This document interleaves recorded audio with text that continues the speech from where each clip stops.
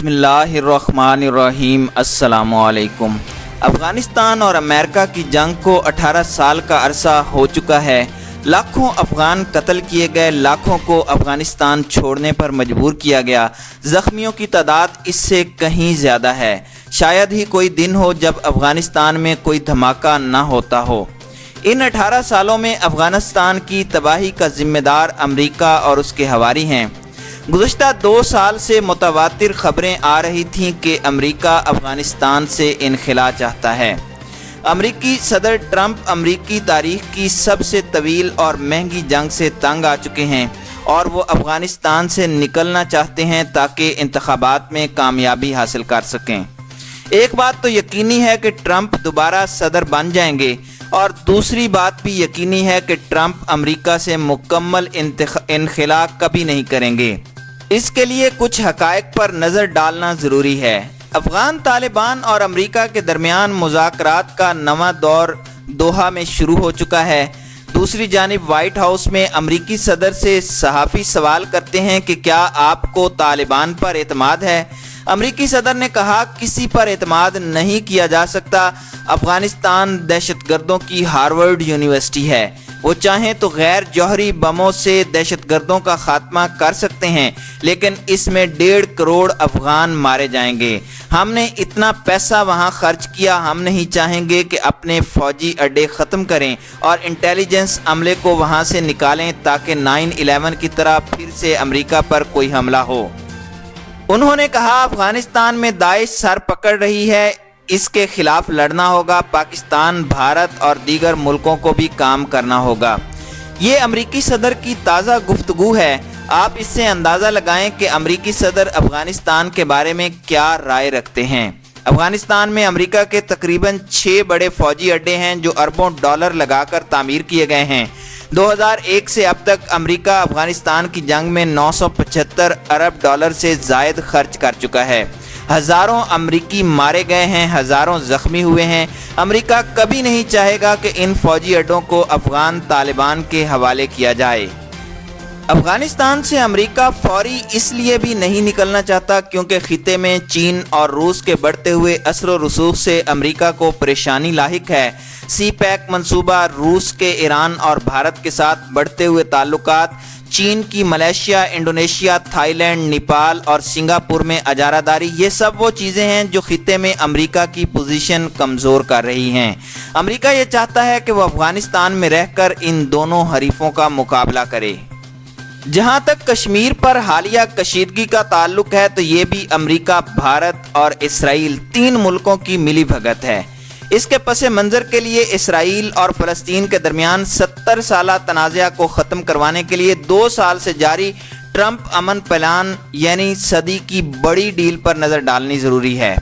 امریکی صدر Donald Trump کے داماد جیرارڈ کوشز، جو ٹرمپ کے سینئر مشیر بھی ہیں، اور ٹرمپ کے مشرق وسطی امور کے مشیر جیسن گرین بیلٹ گزشتہ 2 سال سے صدی کی بڑی ڈیل نامی ایک منصوبے پر کام کر رہے ہیں، جس کے لیے وہ فلسطین، اسرائیل، اردن، لبنان، مصر، سعودی عرب، قطر، بحرین، متحدہ عرب امارات اور کویت وغیرہ کے کئی دورے کر چکے ہیں۔ اس منصوبے کی مکمل تفصیلات تاحال سامنے نہیں آئیں۔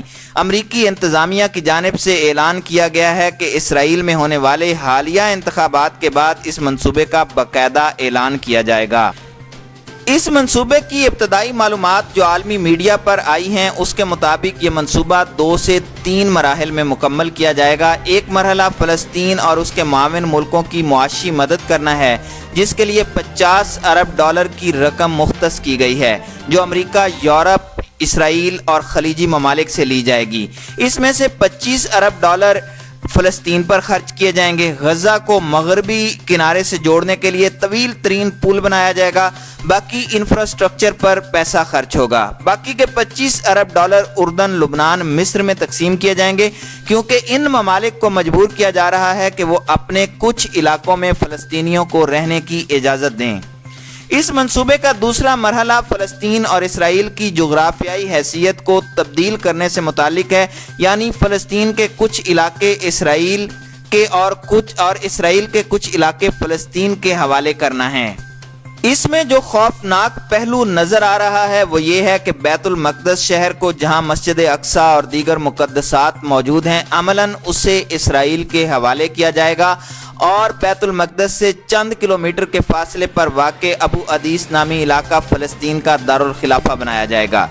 इसके अलावा मिस्र और उर्दन से कुछ इलाके लेकर फ़लस्तीनियों को वहां बसाया जाए, जैसे सराय सीना का वो हिस्सा जो मिस्र के कंट्रोल में है, वहां पर फ़लस्तीनियों की बस्तियां बसाई जाएं। इस मंसूबे के तहत दुनिया भर में जहां कहीं फ़लस्तीनी मुहाजिर हैं, उनकी वापसी के लिए दरवाजे हमेशा के लिए बंद कर दिए जाएं और उनकी वापसी को गैर कानूनी करार दिया जाए। यहाँ पर इसराइल का एक और भयानक मंसूबा जिक्र करना भी ज़रूरी है कि गज़ा पर इसराइल की जानिब से मुसलसल हमले किए जा रहे हैं ताकि वहाँ के लोगों को गज़ा छोड़ने पर मजबूर किया जाए।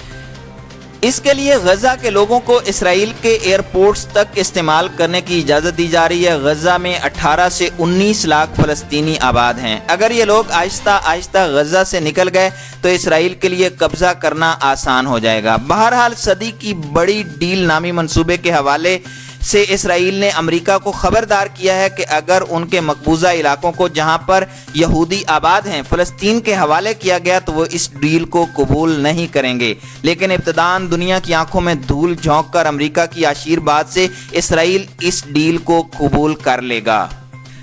सदी की इस बड़ी डील को कामयाब बनाने के लिए अमेरिका और इसराइल की जानिब से इस्लामी दुनिया को मशगूल करने के लिए मुख्तलिफ हरबे आजमाए जा रहे हैं। इसके लिए सऊदी अरब और ईरान के दरमियान कशीदगी, यमन में अरब इत्तेहाद के दरमियान इख्तलाफात को हवा देकर अलहदगी और फिर यमन की तकसीम, अफगानिस्तान में तालिबान के खिलाफ जंग को तूल देना और इसके अलावा पाकिस्तान और भारत के दरमियान कश्मीर के मसले पर इस कदर कशीदगी के जंग तक करवाने की कोशिश की जा रही है।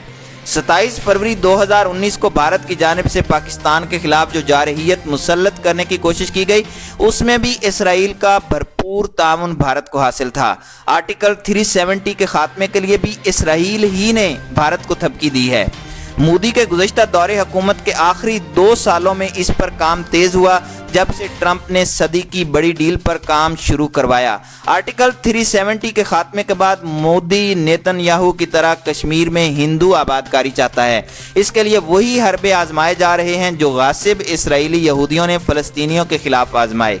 इसके साथ साथ अमेरिका और इसराइल के पेश नज़र ये मंसूबा भी है कि पहले सदी की बड़ी डील को कामयाब बनाया जाए और फिर कश्मीर के मामले पर इसी नौयत का मंसूबा लाया जाए, जिसके लिए अमरीकी सदर बार बार ये कहते नजर आते हैं कि वो कश्मीर के मसले पर सालसी करवाना चाहते हैं। सवाल यह है कि इस सारी सूरत हाल में हमें क्या करना चाहिए। इसमें कोई शक नहीं कि यहूदी और ईसाई मंसूबा बंदी में बहुत तेज हैं, लेकिन उम्मत मुसलमा तब तक नहीं जागती जब तक पानी उनके सरों तक न पहुंच जाए। इस्लामी दुनिया को बाहमी इख्तलाफात में उलझाकर लड़वाने की पॉलिसी अरब बिहार 2011 से मुसलसल तेज हो रही है। पहले अरबों को अलहदा किया गया, फिर कतर सऊदी अरब में इख्तलाफात करवाए गए, अब सऊदी अरब और मुत्तहिदा अरब अमारात में इख्तलाफात की खबरें सामने आ रही हैं। तुर्की और खलीजी ममालिक को एक दूसरे के मुकाबिल ला खड़ा किया गया। हदफ उनका एक ही है कि जब तक ये मुत्तहिद हैं इन्हें शिकस्त नहीं दी जा सकती, इसलिए इनसे लड़ने की बजाय इन्हें आपस में लड़वाओ या अंदरूनी मसाइल में उलझाओ और अपने अहदाफ हासिल करो। यही वजह है कि आज हर इस्लामी मुल्क अंदरूनी मसाइल और इख्तलाफात में उलझा हुआ नजर आता है। पाकिस्तान को भी इस कदर अंदरूनी मसाइल में उलझा दिया गया है ताकि वो अपने सिवा किसी और की फिक्र ना कर सके। इसराइल ये बात अच्छी तरह जानता है कि जब तक पाकिस्तान मौजूद है, पाकिस्तान के एटमी असासे मौजूद हैं, उनके मंसूबे कामयाब हो सकते हैं, न दुनिया पर यहूदियों की आलमी हुकूमत कायम रह सकती है। इसलिए पूरी मंसूबा बंदी से पाकिस्तान को घेरा जा रहा है। इस तमाम सूरत हाल में ईमान, इत्तेहाद, दावत जिहाद के जज्बे से यहूदो हुनूद और नसारा के इन मंसूबों को शिकस्त दी जा सकती है, जैसे तालिबान अफगान ने अमरीका और हवारियों को शिकस्त दी है।